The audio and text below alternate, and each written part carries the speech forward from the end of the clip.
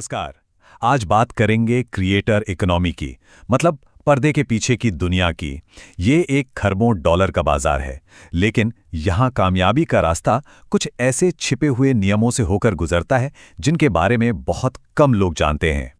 तो चलिए सीधे मुद्दे पर आते हैं और शुरुआत करते हैं एक बहुत बड़े नंबर से। ये देखिए, 37 बिलियन डॉलर्स। ये सिर्फ 2025 में सिर्फ अमेरिका की क्रिएटर इकोनॉमी में एडवर्टाइजिंग पर खर्च होने वाला अनुमानित पैसा है। मतलब आप सोच सकते हैं कि इस फील्ड में कितना पैसा लगा हुआ है। अब जो बात वाकई में चौंकाने वाली है वो ये है कि क्रिएटर इकोनॉमी की ग्रोथ रेट पूरी मीडिया इंडस्ट्री की ग्रोथ से 4 गुना से भी ज्यादा तेज है। ये कोई छोटा मोटा बदलाव नहीं, ये तो एक पूरी क्रांति है। और हाँ, ये पैसा सिर्फ एक ही जगह से नहीं आ रहा।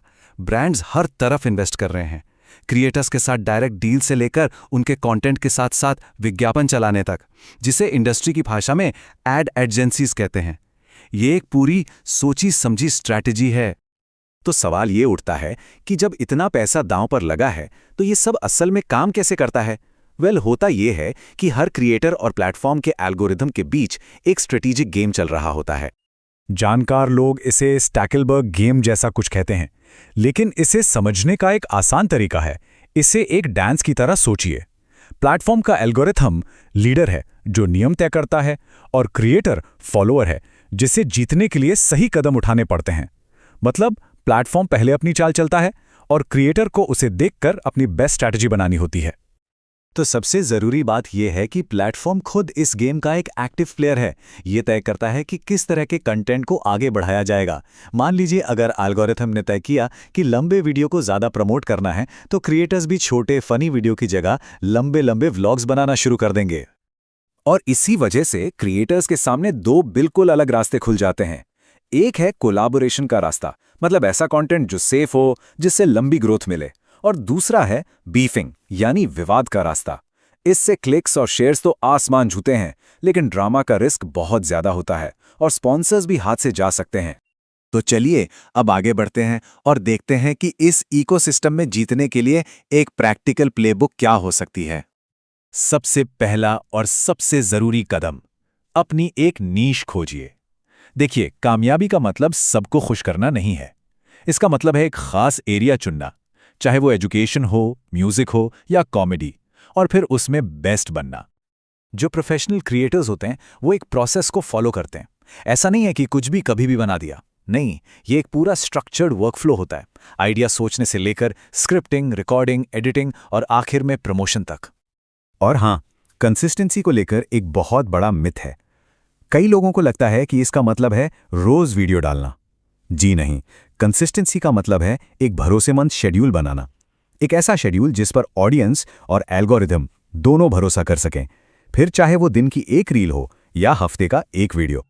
अच्छा, अब 2026 और उसके बाद इस गेम को अच्छे से खेलने के लिए सही टूल्स का होना भी जरूरी है।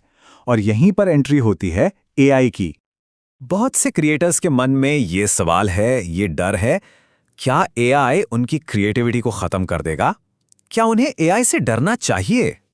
लेकिन देखिए, जवाब है नहीं। सबसे पावरफुल अप्रोच है एआई प्लस ह्यूमन का कॉम्बो। एआई को अपना बॉस नहीं, बल्कि एक असिस्टेंट समझिए। एक ऐसा असिस्टेंट जो कभी थकता नहीं और सारे रिपीट होने वाले काम संभालता है, ताकि जो असली क्रिएटिव डायरेक्शन, इमोशन और फाइनल टच है वो एक इंसान दे सके। और ऐसे टूल्स का पूरा इकोसिस्टम आज मौजूद है। चैट जीपीटी जैसे टूल स्क्रिप्टिंग में मदद करते हैं, तो वही विजार्ड या ओपस क्लिप जैसे टूल एक लंबे वीडियो को दर्जनों छोटे छोटे सोशल क्लिप्स में बदल देते हैं। मतलब घंटों का काम मिनटों में हो जाता है। ठीक है, तो इतना सारा कीमती कंटेंट बनाने के बाद अगला और शायद सबसे जरूरी कदम आता है उसे प्रोटेक्ट करना, उसे सुरक्षित रखना। और यहीं पर कॉपीराइट किसी भी क्रिएटर के बिजनेस की बुनियाद बन जाता है। बहुत सीधे सरल शब्दों में कहें तो कॉपीराइट एक कानूनी अधिकार है। ये पक्का करता है कि जो असली क्रिएटर है उसी का कंट्रोल हो कि उसके काम को कौन कॉपी कर सकता है, कौन शेयर कर सकता है और कौन बेच सकता है। और सबसे अच्छी बात, जैसे ही कोई कुछ ओरिजिनल बनाता है, ये अधिकार अपने आप मिल जाता है। और ये प्रोटेक्शन कोई थोड़े समय के लिए नहीं है। भारत में ये क्रिएटर की पूरी जिंदगी और उसके बाद भी 60 सालों तक बना रहता है। इससे ये पक्का हो जाता है कि उनकी मेहनत और उनकी विरासत सुरक्षित रहे। तो क्रिएटर का ये खेल हमेशा बदल रहा है ना। ये एक बहुत बड़ा और बहुत तेजी से मूव होने वाला गेम है। क्या इसे खेलने के लिए हम तैयार हैं? मार्केट को समझना, एल्गोरिदम की चाल को समझना और सही टूल्स का इस्तेमाल करना, यही इसमें सिर्फ हिस्सा लेने और असल में जीतने के बीच का फर्क तय करता है।